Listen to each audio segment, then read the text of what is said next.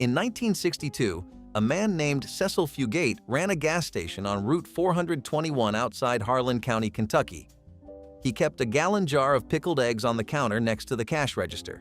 They cost a nickel each. Miners on their way home from the night shift would buy 2, sometimes 3, and eat them standing at the counter. Cecil sold more eggs than gasoline most weeks. That jar is number 1 on this list. Number 14 was made from a part of the hog most people threw away. Number 9 grew wild in the hollows, and children would fight over who found the first ripe one. These were not gourmet snacks. They were the foods that kept people going between meals in the hills, the hollers, and the coal camps of Appalachia. Hit that subscribe button.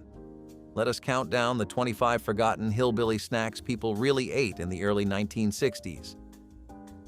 Number 25. Pickled eggs. Cecil Fugate was not the only man in eastern Kentucky selling them. Every country store, every gas station from Harlan to Hazard had a jar on the counter. Hard-boiled eggs, peeled and dropped into a brine of vinegar, salt, sugar, and pickling spices. They sat in that liquid for weeks. The whites turned translucent. The yolks went dense and creamy. A man could buy one for a nickel, eat it in 3 bites, and keep working for another 4 hours without his stomach growling. Just a jar, a pair of tongs, and a piece of wax paper if the store owner felt generous. In the coal camps of Harlan County, miners bought them by the half dozen before heading underground. The vinegar kept them from spoiling in the heat of the tunnels. Your grandfather probably ate 100 of them and never once called it a snack. He called it getting by. Number 24. Moon pie and RC cola. In 1961, you could walk into any general store in the mountains of Virginia, Tennessee, or Kentucky and buy both for a dime. The moon pie cost a nickel. The RC cola cost a nickel. Together, they made what working people called the working man's lunch. The Chattanooga bakery had been making moon pies since 1917. 2 round graham cracker cookies with marshmallow in the middle dipped in chocolate, vanilla, or banana coating. 1 moon pie had enough calories to carry a man through an afternoon of splitting wood or hauling rock. The RC Cola washed it down. This was not a treat. This was fuel, and for 10 cents, it was the cheapest fuel in Appalachia. Number 23. Peanuts in a Coca-Cola bottle. You bought a 6-ounce glass bottle of Coca-Cola for a nickel. You bought a small bag of salted peanuts for a nickel. Then you poured the peanuts directly into the bottle. The salt hit the carbonation and the cola fizzed up. You drank and chewed at the same time. Nobody knows exactly who started this, but it was everywhere across the rural South by the 1920s, and it was still going strong in 1962. Farmers did it. Miners did it. Mill workers did it. A man working in a tobacco field had dirty hands. Pouring the peanuts into the bottle meant he did not have to touch his food. He could hold the bottle with one hand and keep working with the other. That was the genius of it. Not the taste, though the sweet and salty combination was good. The genius was that it let a working man eat without stopping. Number 22. Cracklin' bread. Every fall, when the temperature dropped below freezing and the hog killing started, the women saved the cracklings. Cracklings were the crispy, golden pieces of pork skin and fat left over after the lard was rendered. You could eat them straight, and people did. The real prize, though, was cracklin' bread. Cornmeal, buttermilk, a pinch of salt, and a handful of those cracklings baked in a cast-iron skillet greased with lard. The bread came out dense and golden, with pockets of crispy pork through every bite. Children ate it after school. Men carried a wrapped piece in their coat pocket to the field. It did not need butter. The cracklings had already given it all the salt and fat a person could want. In the mountains of West Virginia, families waited all year for hog killing day, and the cracklin' bread was the first reward. Number 21. Fried apple pies. In the hollows of southern Appalachia, women dried apples on racks in the late summer sun, spreading the slices across old window screens propped up on sawhorses. Those dried apples went into a jar and lasted through the winter. When someone wanted a snack, a woman would soak a handful in water until they softened, cook them down with sugar and cinnamon, then fold the filling into circles of biscuit dough and fry them in a skillet of hot lard. The edges went golden and crisp. The filling turned soft and sweet and warm. Some families called them half-moon pies because of the shape. In Letcher County, Kentucky, a woman named Hazel Caudle was known to make 3 dozen on a Saturday morning and sell them for $0.10 apiece at the back door. They were gone before noon. Number 20. Cornbread crumbled in buttermilk. This was the nighttime snack of the mountains. After supper, after the dishes were done, a man would crumble a piece of cold cornbread into a tall glass of buttermilk. He would eat it with a spoon. That was it. No recipe, no name, just cornbread and buttermilk in a glass. The cornbread softened. The buttermilk was tangy and cold. In the coal camps of McDowell County, West Virginia, men ate this every night of their lives. Their fathers had eaten it. Their grandfathers had eaten it. It was not discussed. It was not written down in any cookbook. You poured a glass. You crumbled the bread. You sat at the kitchen table in the quiet of a house, settling into sleep, and you ate something your family had been eating for generations. That mattered. Number 19. Leather breeches. This was not a snack in the way a modern person thinks of a snack. But in the early 1960s, mountain families pulled leather breeches off the string hanging from the porch ceiling and chewed on them the way a person today might chew on beef jerky. Leather breeches were green beans, threaded onto a long piece of string with a needle, then hung to air dry for weeks. The beans shriveled and turned brown and leathery. The name came from the way they looked, like tiny pairs of leather pants on a clothesline. The practice likely came from the Cherokee, though German settlers in the Palatinate had a similar tradition. By the 1960s, they were a winter staple in the mountains of North Carolina, Virginia, and Kentucky. When you were hungry between meals, you pulled a few off the string and chewed. They were tough and earthy and tasted like summer gone quiet. Most families kept several strings drying at once, each one holding enough beans to last a month. That was the whole point of them, not flavor, survival. The knowledge that when the snow came and the garden was dead and the nearest store was 12 miles of frozen road away, there was still food hanging from the ceiling. In Watauga County, North Carolina, a woman named Ora Mae Ward strung leather breeches on her front porch every August for 40 years. Her grandchildren would sit on the steps and help thread the beans, and she would tell them stories about the winters when the only vegetables came from that string. Those strings are gone from most porches now. The skill went with them. The grandchildren who sat on those steps are grandparents themselves now, and most of them have never threaded a single bean. But the taste, for anyone who remembers it, never left. It never will. Number 18. Pawpaw fruit. Every September, in the shaded creek bottoms across Appalachia, the pawpaw trees dropped their fruit. Children knew exactly where the trees were. They guarded those locations the way other children guarded a fishing hole.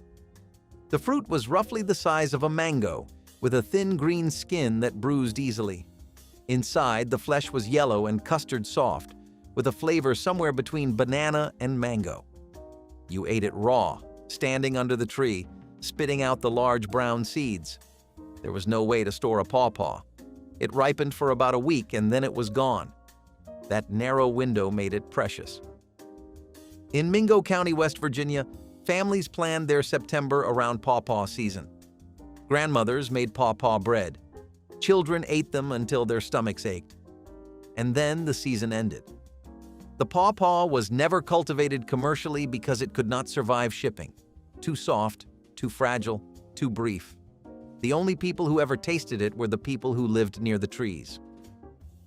In the hollows along the Tug Fork River, a man named Dewey Blankenship kept a pawpaw grove on his property that his grandfather had tended before him. Every September, neighbors walked to his land with paper sacks, and he let them pick without charge. He never sold a single fruit. He said it was not his to sell. The trees were there before his family arrived, and they would be there after he was gone. Your children will probably never taste a pawpaw. That is not because the trees disappeared. It is because nobody walks to them anymore. Number 17. Sorghum taffy. In the early 1960s, sorghum syrup was still the primary sweetener in many mountain homes. Refined white sugar was expensive. Sorghum was not. Families grew their own cane, pressed it in a horse-drawn mill, and cooked the juice down into a dark, thick syrup. When there was extra sorghum, the women made taffy. They boiled the syrup with a splash of vinegar until it reached the hard crack stage, poured it onto a buttered platter, and waited until it was cool enough to handle. Then the pulling started. Two people would stretch and fold the candy between them until it turned from dark brown to pale golden and went stiff. They snapped it into pieces and wrapped each one in wax paper. In the mountains of eastern Tennessee, communities held taffy pulling parties in the fall. Young men and women paired off to pull the candy together. It was one of the few socially acceptable ways for unmarried people to hold hands. The taffy was the excuse. The company was the point. Number 16. Poke salad. In April, when the first green shoots pushed through the forest floor, families went out to pick poke. The young leaves of the pokeweed plant were free food, growing wild along fence rows and creek banks. Pokeweed is toxic, though. The mature leaves and berries contain compounds that can make a person seriously ill. The trick was to pick only the youngest shoots, no more than 6 inches tall, and boil them in 3 changes of water to draw out the toxins. After the third boiling, the greens were safe.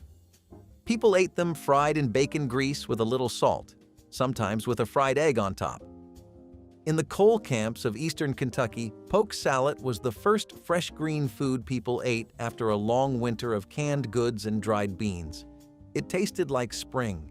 It tasted like the end of something hard and the beginning of something easier. Number 15. Vienna sausages and crackers. A small can of Armour Star. Vienna sausages cost about 15 cents in 1961. A box of saltine crackers cost a quarter and lasted a week. Together, they were the universal snack of every country store and coal camp commissary in Appalachia.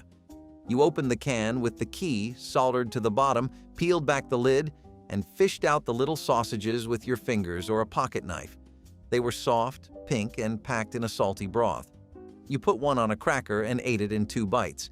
Nobody pretended they were good. Nobody claimed they tasted like real sausage. But they were cheap, available, and required no cooking, no refrigeration, and no cleanup. In the hollows of Appalachia, where the nearest hot meal might be hours away, that was enough. Number 14. Sassafras tea. In the early spring, before the trees fully leafed out, children in the mountains dug sassafras roots from the edges of fields and woods. The roots were easy to spot because the whole plant smelled like root beer. You washed them, cut them into pieces, and boiled them in a pot of water until the liquid turned a deep reddish brown. Then you added sugar or honey and drank it warm or let it cool. Sassafras tea was free. It grew everywhere. And it tasted exactly like root beer because root beer was originally made from sassafras. In the 1960s, every child in rural Appalachia knew how to find a sassafras tree. They knew it by the smell, by the mitten-shaped leaves, by the way the bark peeled. Grandmothers said it purified the blood. Whether that was true did not matter. What mattered was that a child could walk into the woods with nothing and come back with something that tasted sweet and warm. That is what foraging meant to mountain children, not survival, discovery. Number 13. Persimmon pudding. The wild persimmon trees across the hills of southern Appalachia produced small orange fruit that looked inviting and could ruin your afternoon. An unripe persimmon contains so much tannin that a single bite will pucker your mouth shut. Mountain people knew to wait. They waited for the first hard frost because the cold broke down the tannins and turned the fruit honey sweet. After the frost, families collected persimmons by the bucketful. The fruit was mashed through a colander to remove the seeds, and the pulp was mixed with eggs, milk, sugar, and flour, then baked into a pudding that came out dense, dark, and sweet. Not quite pumpkin, not quite sweet potato, something entirely its own. In Grayson County, Virginia, women competed over whose persimmon pudding was the best. There were no written recipes. Every family had its own version, passed down through generations, adjusted by feel and the specific sweetness of that year's frost. The pudding was never sold. It was never served in any restaurant. It existed only in the kitchens of people who knew where the trees grew and had the patience to wait for the cold. In Floyd County, Virginia, A woman named Edith Spangler baked her persimmon pudding in the same brown stoneware dish her mother had used. She walked the ridgeline above her house every November, checking the trees, pressing her thumb into each fruit to test the softness. The year the frost came late, she waited until December. She said you could not rush a persimmon and you could not rush the Lord, and they were often on the same schedule. That patience was the ingredient no recipe could capture. Number 12, pickled pig's feet. On hog killing day, after the hams were salted and hung in the smokehouse, after the lard was rendered and the sausage was ground, there were still the feet. 4 of them. Too bony for roasting, too tough for frying, too valuable to throw away. The women split them, cleaned them, simmered them in a brine of vinegar, salt, peppercorns, and bay leaves, then packed them into mason jars. They sat in the root cellar for weeks, the vinegar softening the cartilage, turning the skin gelatinous and tangy. You ate them cold, pulling the soft meat off the bones with your teeth. Country stores across eastern Kentucky kept jars on the counter right next to the pickled eggs. A single foot cost a dime. It was not pretty, it was not elegant, but it was honest food, made from parts that a wealthy person would have discarded. And that is exactly why people in the mountains ate it. They did not discard anything. Number 11, pepperoni rolls. In the coal fields of north-central West Virginia, Italian immigrants had been making pepperoni rolls since Giuseppe Argiro started selling them at his Country Club bakery in Fairmont in 1927. By the early 1960s, they were the unofficial lunch of every coal miner in Marion, Harrison, and Monongalia counties. A piece of bread dough, wrapped around a stick of pepperoni, baked until the crust went golden and the pepperoni fat melted into the bread. They did not need refrigeration. They did not spoil in the heat of a coal mine. A miner could carry 2 in his lunch bucket and eat them underground without needing a plate or a fork. The grease from the pepperoni was the seasoning. The bread was the vessel. For a quarter, a man had enough food to get through an 8-hour shift. That was the whole idea. Number 10, stack cake. An Appalachian stack cake was not a single cake.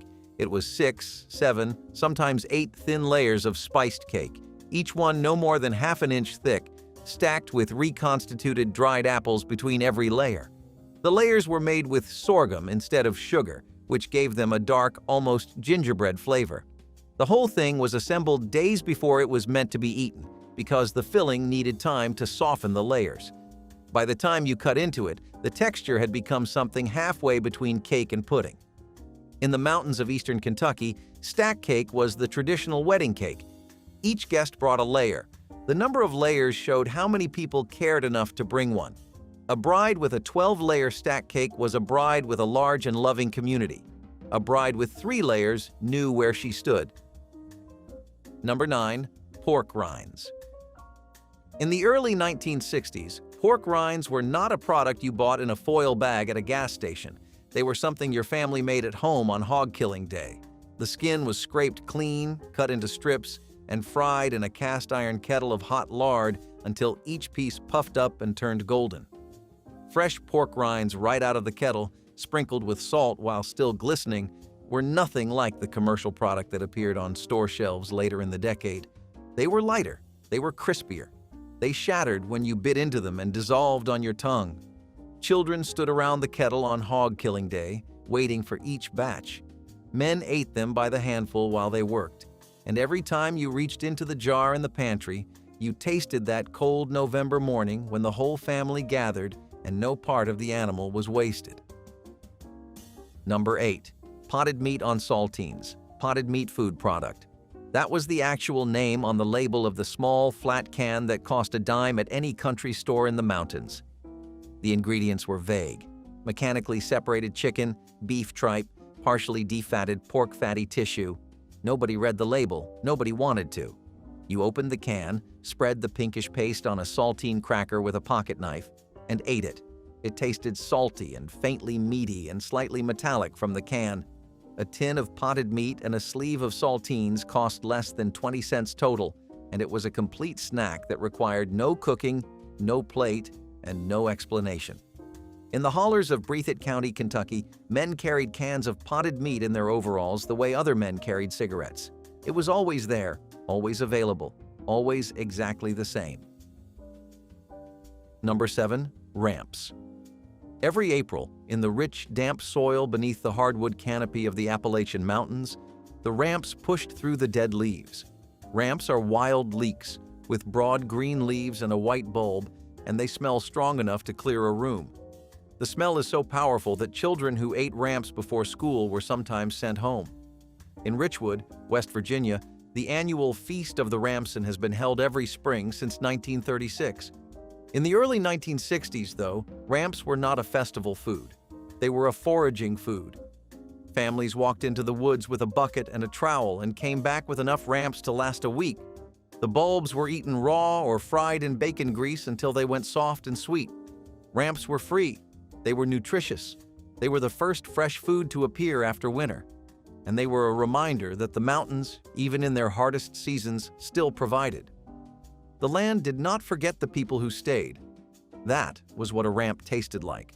Not garlic, not onion. Faithfulness. Number 6.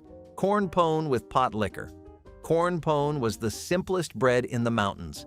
Cornmeal, water, a pinch of salt, no egg, no milk, no leavening. You shaped it into a flat oval with your hands and baked it on a greased griddle. It came out dense, slightly gritty, and plain.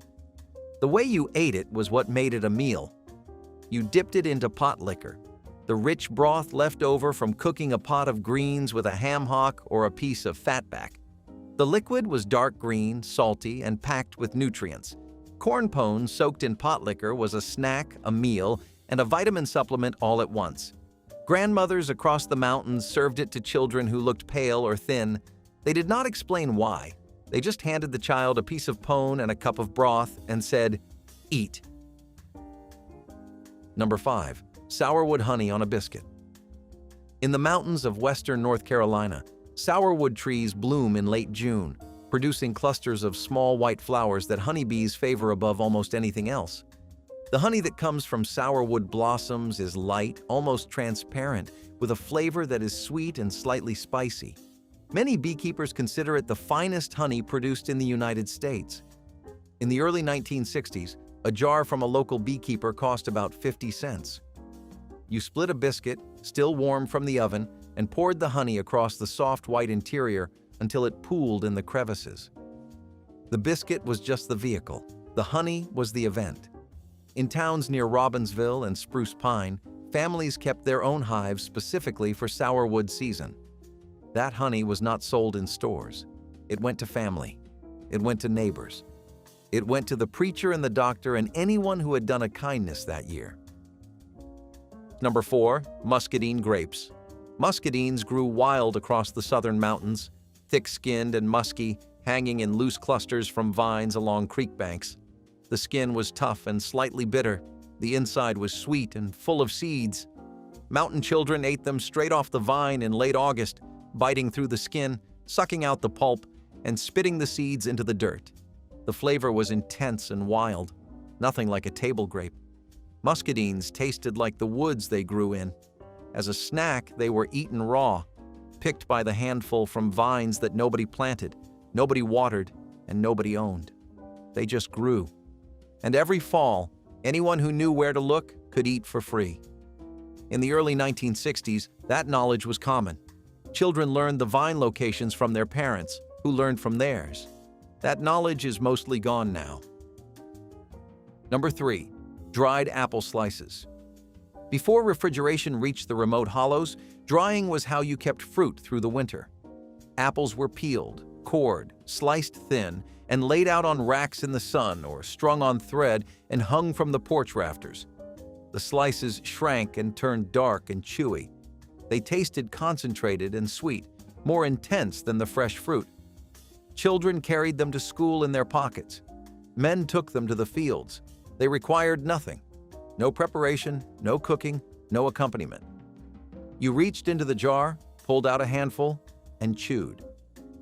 In the mountain communities of Ashe County, North Carolina, families dried hundreds of pounds of apples each fall.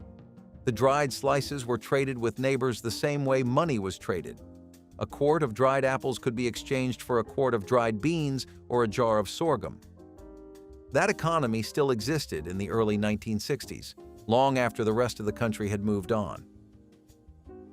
Number 2, hoe cakes with sorghum syrup. A hoe cake was a small, flat cake made from cornmeal, water, and a little salt, fried in lard in a cast-iron skillet until the edges crisped and the center stayed soft. The name came from the old practice of cooking them on the blade of a garden hoe held over an open fire. By the 1960s, nobody was cooking on a hoe anymore, but the name had stuck for generations. You ate a hoe cake with sorghum poured over it. The sorghum was thick and dark and earthy, with a sweetness that was nothing like sugar. It was deeper, more complex, with a slight bitterness at the finish that made you want another bite. In the mountain homes of southwestern Virginia, hoe cakes with sorghum was an afternoon snack, a breakfast, and sometimes the only thing between a family and an empty stomach. Cornmeal was cheap. Sorghum came from the family's own cane patch, and a cast-iron skillet was the one thing every mountain kitchen owned. Number 1, hickory nuts. In the forests of Appalachia, the shagbark hickory dropped its nuts every October. The shells were thick and hard and required a hammer and a flat rock to crack open. Inside, the nut meat was small, difficult to extract, and absolutely worth the effort. Hickory nuts taste richer than pecans, more complex than walnuts, with a buttery sweetness that no cultivated nut can match. Children gathered them by the bucketful in the fall, filling sacks and baskets and coat pockets. On cold evenings, families sat around the fire cracking hickory nuts, picking out the meat with a straight pin and eating them one tiny piece at a time. It was slow work. Nobody rushed it. A single evening of cracking might produce enough nut meat to fill a coffee cup. The gathering, the cracking, the picking, the eating. It was not a snack. It was an event that brought a family together around a fire on a fall evening when there was nowhere else to go and nothing better to do. Those evenings are gone now. The hickory trees are still there. The nuts still fall. Nobody sits around a fire anymore, cracking them open, passing the meat around, talking about nothing in particular while the fire burns down. That is what was lost. Not the food, the time. Chunky chocolate bars, with their distinctive silver foil wrapping and unique trapezoid shape, have been a favorite since the 1930s. Their dense composition provided a satisfyingly rich bite that was both indulgent and filling. The combination of milk chocolate, raisins, and nuts in a thick, chunky size offered a rich and satisfying snacking experience. Chunky's memorable name and substantial offering set it apart in the candy world, making it a treat to savor. Despite the changing tastes and trends in confectionery, chunky chocolate bars have maintained their appeal, continuing to offer a bite of nostalgia and a reminder of the simple pleasures of a well-crafted candy bar. Who can ever say no to corn, especially roasted corn kernel? Corn nuts would be very popular whenever it was harvest time in Iowa, and for kids these would be a great snack to make the school bus easier. Available in street stalls around the corners or in packets and cans, they proved that Iowa is one state very serious about its corn. You might question, what is the difference between soft pretzels here and the ones in New York? Pennsylvania really likes to add a generous serving of mustard, and theirs are pretty much size XL pretzels. Now, this combo might be new to a lot of you, however, and while the ones you might find in New York crack apart easily, these are rather chewy, so kids loved them. The pie itself did so well in family celebrations and bakeries that people came up with key lime pie bites, which were just bite-sized variants of the delicious dessert. Amazing as appetizers and amazing as snacks for sweet tooths, people would forget their civil sides around a fresh plate of these. Green chili stew is a certified MVP in New Mexico cuisine, and green chili stew cups were only the next logical progression since everything else is getting mini versions. Perfectly balanced between soupy and sour while being tangy and spicy, these mini cups would be a reliable option for stalls to roll out in early rush hours or weekdays, and they definitely sold well. Freaky's cereal leapt onto the breakfast scene in 1972, bringing a motley crew of characters and a bounty of toys that transformed bowls into playgrounds. The playful packaging and marketing of Freaky's cereal appealed to children's imaginations, making breakfast more than just a meal. The inclusion of collectible toys in each box turned breakfast into an exciting adventure, making Freaky's more than just a cereal. This innovative approach to marketing, along with the memorable characters and tasty cereal, created a cult following. While Freaky's may no longer be on store shelves, the nostalgia for this cereal and its whimsical world remains strong, with collectors and fans still cherishing the memories and memorabilia from their childhood breakfasts. Continuing the trend of mini-sized food, on this list breaded tenderloin sliders were these tiny bite-sized pork sandwiches that you could have at events or parties. Tenderloin sandwiches already did so well in Indiana, and it was an adored 2 p.m. lunch for young adults. In terms of accessibility, this made an already loved sandwich much easier to eat. Nufla soup would make heads turn in North Dakota because this soup had something for everything. Chicken, dumplings, potatoes, and other kinds of vegetables made for one melting pot, literally, of different flavors that was a savory lover's dream. Popularly served at vegan restaurants or just as an appetizer or starter at fine dining places in the 70s, it was an icon of its times.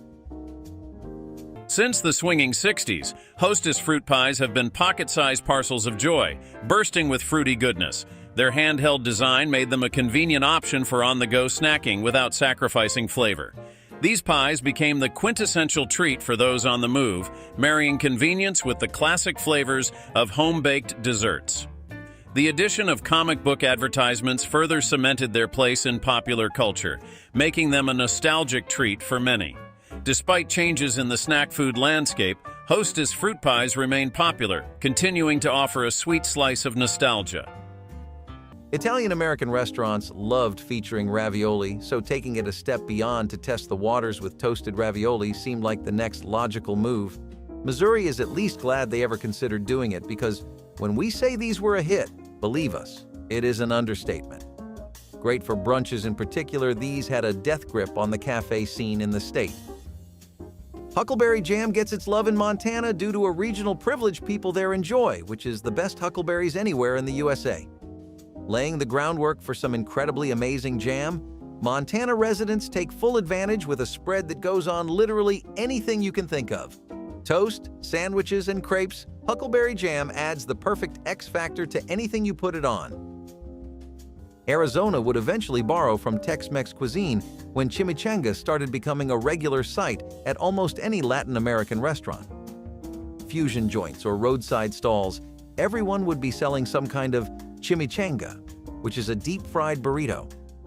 Filled with green veggies and sauces, 6 out of 10 people in the street would pick one up on their way to work in the 70s. Chili con queso and a fresh basket of crisp tortilla chips at a local authentic Tex-Mex restaurant was the perfect evening snack in the 1970s for Texans. Summer enjoyment may have peaked with this and a DVD of A Race with the Devil. Little room was left for any other dips, at least for tortilla chips, because queso was just in a league of its own, especially for university students. From a state that loves barbecue pork ribs, has its own Kansas-style barbecue, it is no surprise that Kansas adores barbecue corn chips, essentially just corn-flavored chips that have a gracious amount of barbecue seasoning sprinkled onto them. These were the definition of munchies. 1970. Kansas saw such a spike in popularity for these that store shelves would often be empty. Whether you have seen them in Sex and the City or Castle, a New Yorker getting a soft pretzel to go with their coffee or muffin is an experience we are sure everyone relates to. Pretzels are crunchy, sweet, and filling all in one, which makes them an affordable snack to go for when you want more than a mini bite of something but less than a meal. During the disco decade of the 1970s, space food sticks took off like a rocket, igniting dreams of interstellar travel with every bite. They bridged the gap between the fantasy of space exploration and everyday snacking, making them a product of their time. These nutritious, portable snacks were designed for astronauts, offering Earthbound consumers the chance to experience a taste of space adventure. Although no longer in production, the legacy of space food sticks lives on as a symbol of a time when the final frontier seemed within reach, and snacks could be a part of that journey, blending nutrition with the thrill of exploration.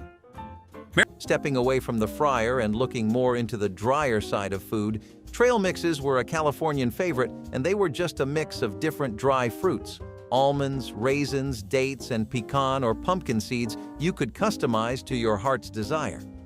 Easy to see why something with so much potential for personalization became so popular in a decade all about experimentation. New Jersey is known for its love of fried and street food, and while disco fries strike a more bombastic image in the mind, these are just fries with gravy, cheese, and sauce. However, sometimes that really is all you need with a side of fried chicken or a burger. Popular at baseball games or night outs on the town for people of all ages, they were a 70s classic. Another one that had a head start in its state and an established presence was Spam in Hawaii, so Spam musubi was a natural evolution. Japanese-American restaurants would typically go the extra mile with wrapping it all on a block of rice with nori. Most people would have grilled Spam on their own, but this bite-sized version which completes our trinity was easily the best. Marionberry pie bites are the middle ground that created a lasting peace between blackberry enthusiasts and tart diehards. Marionberry has the flavors of both, and that is what makes it really adaptable palate-wise. Anybody could really enjoy this no matter their age or whether they were millennials or Generation Z. Bakeries always at least had some kind of Marionberry pie bites in store at any given day. Boardwalk fries are actually another platter-filling item that was the primary cause for people's metabolism skyrocketing back in the 70s. Boardwalk fries were not typically cooked like just any old basket of fries. These were dipped in vinegar and cold water before being fried twice in the fryer, resulting in what was an extremely soft yet very crispy fry people would always get with their burger. Goo Goo clusters paint a picture of sweet marshmallows with maybe some chocolate or caramel, right?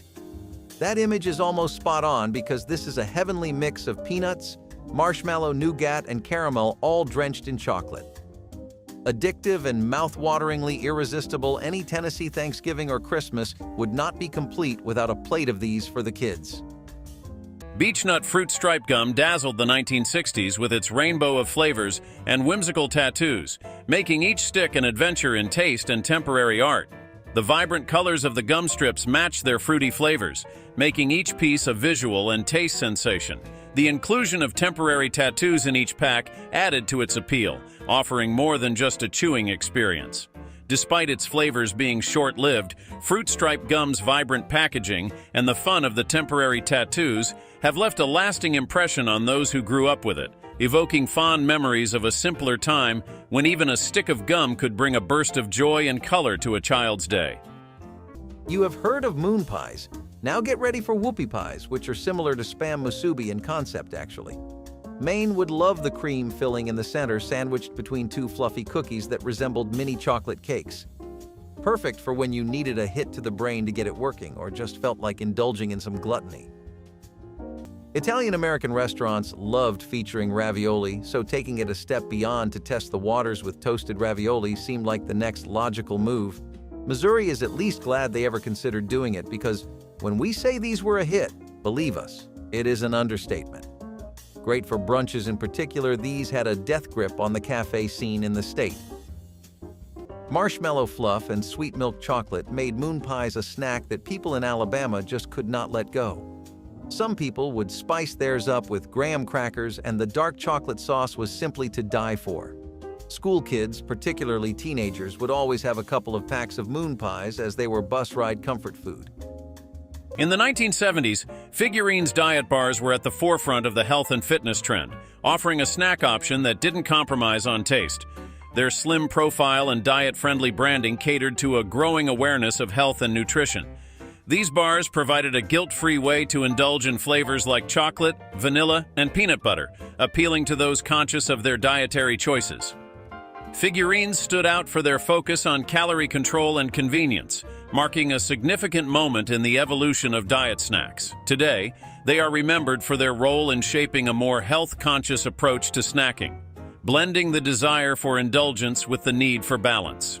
We are not done with donuts on this list yet, as apple cider donuts prove that whatever the state there is always a market for donuts in the nation.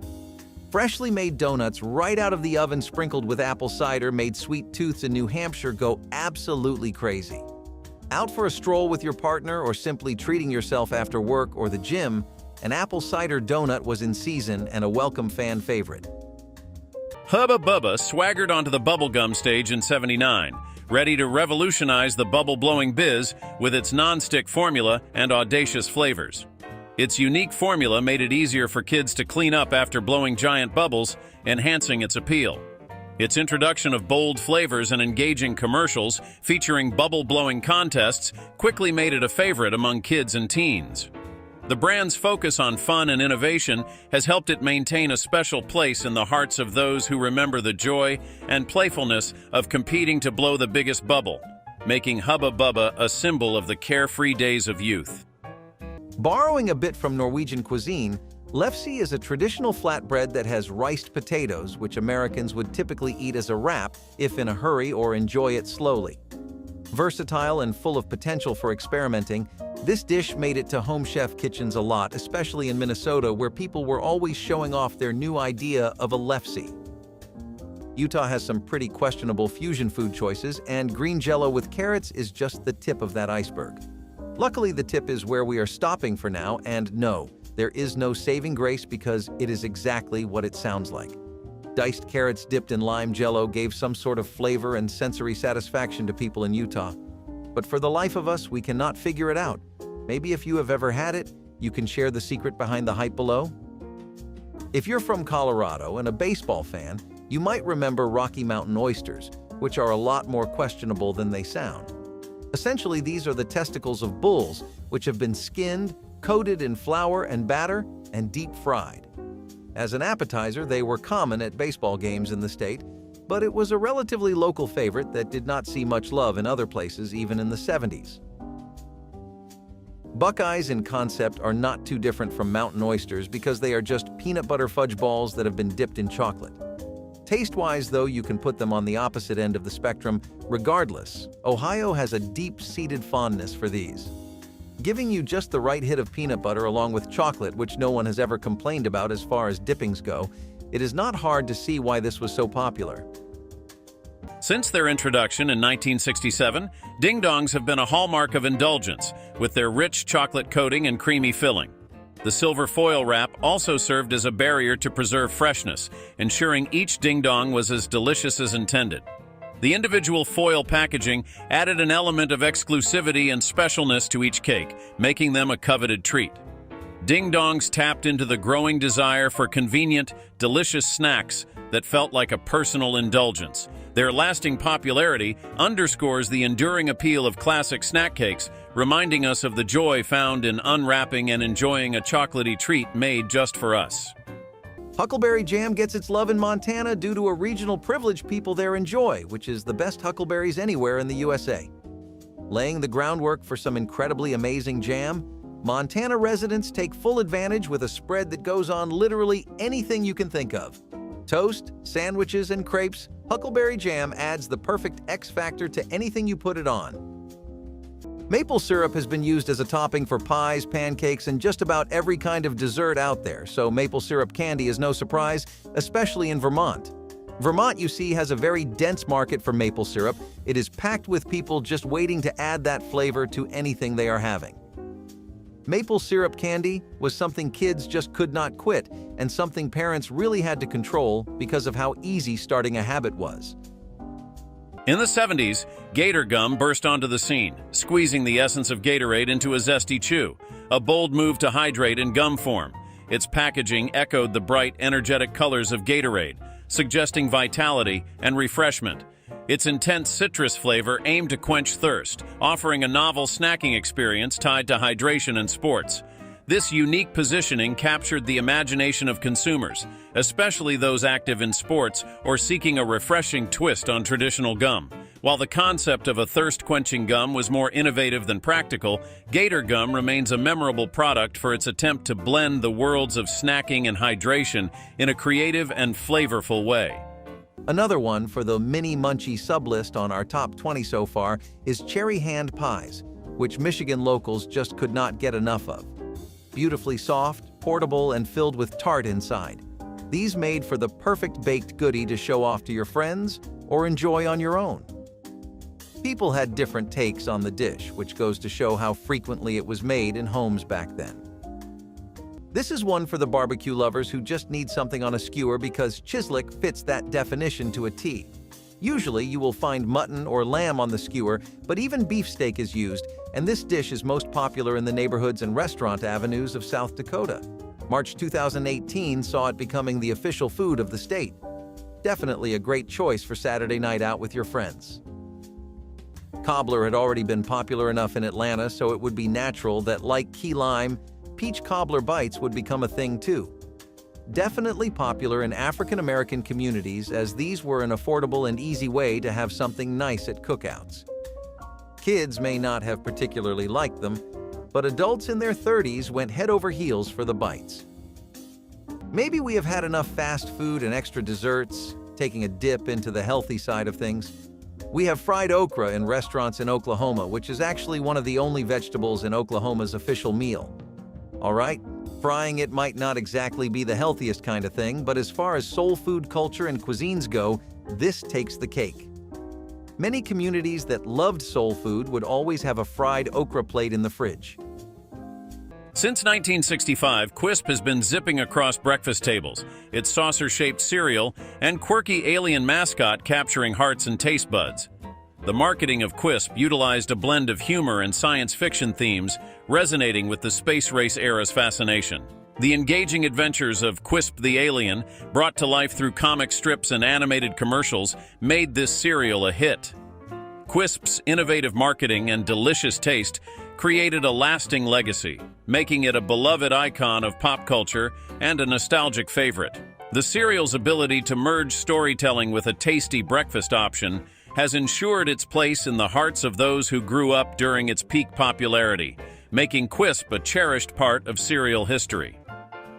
You might be able to sue crab chips for false advertising, because on one hand they do taste delicious, but on the other they do not have any crab in them. Maryland Old Bay seasoning, which is commonly associated with crab dishes, is what these potato chips are covered in. Whatever it is, it works, and it works too good, because these things were mouth-watering, crunchy, and just the right amount of tangy. Runza Bites are another addition in the trend of bite-sized food, which is a smaller, more portable, and affordable version of the original Runza sandwich. Nebraska locals have a long-standing love for the sandwich, so bites for when they cannot handle a full one makes sense. Savory bites and the perfect blend of meat, dressing with bread made for a great lunch that kids can fondly remember. Idaho likes to keep it simple, like Hawaii, which is pretty respectable because for them, just potato skins with bacon and cream was the real American dream. Nothing more, nothing less. These light and appetizing potato skins were so popular in the 70s that kids ate almost nothing else. Clam cake dominates the New England cuisine in the Rhode Island culinary scene, and many adults fondly gobble these dough balls up. Summers would not be complete at Rhode Island without a serving of this at any party or sunbathing session, along with some chowder to go with it. People who would go on ferry rides to enjoy the summer breeze would always have these with some wine. Ice Cube chocolates, known for their smooth texture and unique cooling sensation, have been a luxurious treat since the 1930s. Their small, cube-like shape made them perfect for savoring slowly, enhancing the cooling effect. Their innovative formula allows them to melt quickly, providing an instant cool effect that distinguishes them from other chocolates. This unique melting property, combined with their rich flavor, has made Ice Cube chocolates a sought-after delicacy for those who appreciate the finer things in life. The elegance and innovation of Ice Cube chocolates continue to make them a cherished treat, evoking memories of indulgent moments and the timeless appeal of chocolate. You might have heard of Kentucky bourbon before, but brace your ears for bourbon balls. Coated in dark chocolate and filled with nuts and other crunchy ingredients, this would use half a cup of bourbon. Not one to keep around the children, but for people who did eat it, a typical 24-ball serving was the difference between a comforting movie night and being bored on a Saturday. African American restaurants made peanut soup a very popular staple of Virginia for many reasons. Affordability and versatility were both something it was great at. You could add just about any kind of dry fruit or ingredients to the soup to make it better. Grandmas would affectionately make bowls for their nieces and nephews on weekends. Joints in Virginia still have it as an appetizer along with bread and rice. With a name as loud as its packaging, Screaming Yellow Zonkers burst onto the snack scene in 1968. The unique combination of sweet and buttery flavors set it apart from traditional savory popcorn snacks. Packaged in an eye-catching black box, it offered a sweet and buttery twist to popcorn that quickly won over popcorn enthusiasts. The boxes, adorned with playful and irreverent humor, became collectible items in their own right. Despite its departure from the market, the legend of Screaming Yellow Zonkers lives on, a testament to a time when snacks could dare to be different and laughter was as important as taste. For more in the box food that is not as out there as Rocky Oysters, let's have some snickerdoodles. Coated with cinnamon and the type to crumble wonderfully in your mouth, these were really popular cookies in Connecticut. Platters of these for some weeknight baking would make for some very wonderful confectionaries in the 70s. Since their grand debut in 1930, Twinkies have danced their way into the hearts of Americans, becoming a beloved snack legend. Their ability to adapt to ingredient shortages during wartime highlighted the brand's resilience and ingenuity. Originally filled with banana cream, a wartime banana shortage necessitated a switch to vanilla cream, a change that contributed to the snack's iconic status. Twinkies became known for their longevity and adaptability, surviving changes in consumer preferences and even a brief discontinuation in 2012. Today, they remain a beloved treat, embodying the comfort and nostalgia of American snack food with their golden sponge cake and creamy filling, continuing to delight generations of snackers. Deep frying things and vegetables would not stop at just that, because in Arkansas, fried pickles were the new mood of the week in the 70s.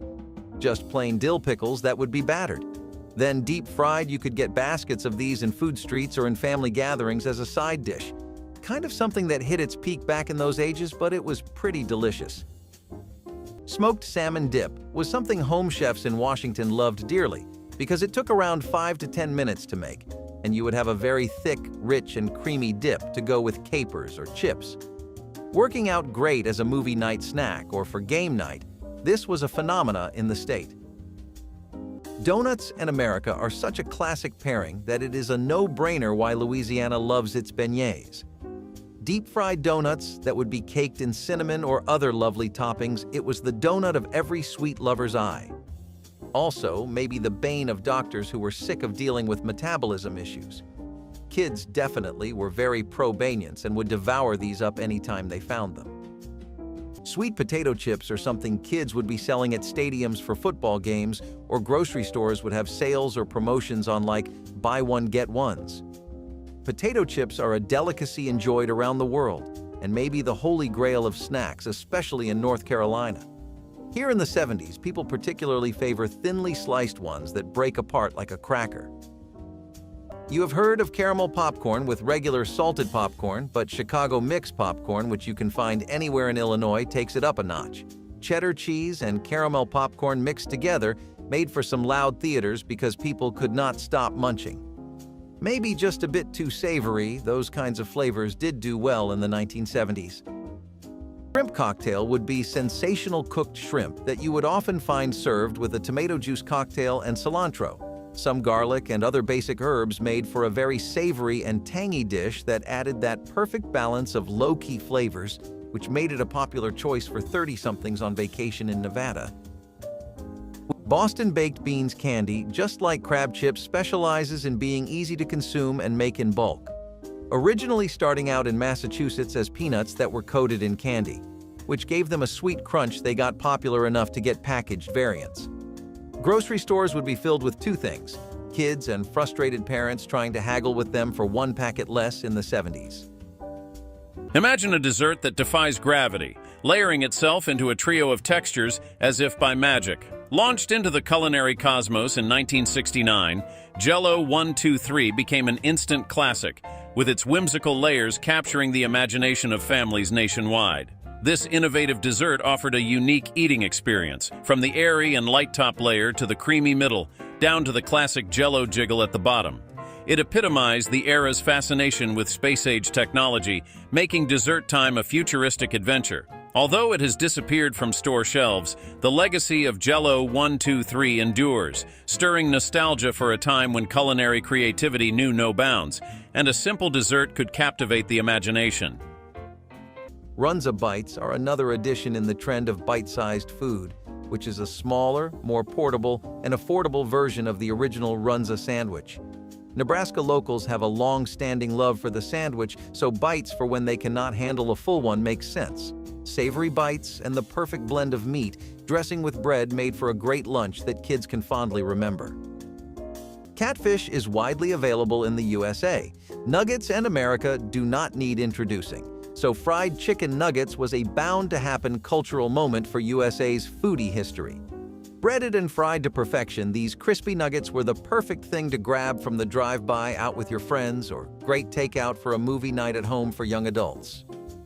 Marathon bars hitting the shelves in 1973 stretched the very fabric of snack time with their ruler-embellished packaging and a generous 8-inch span of deliciousness.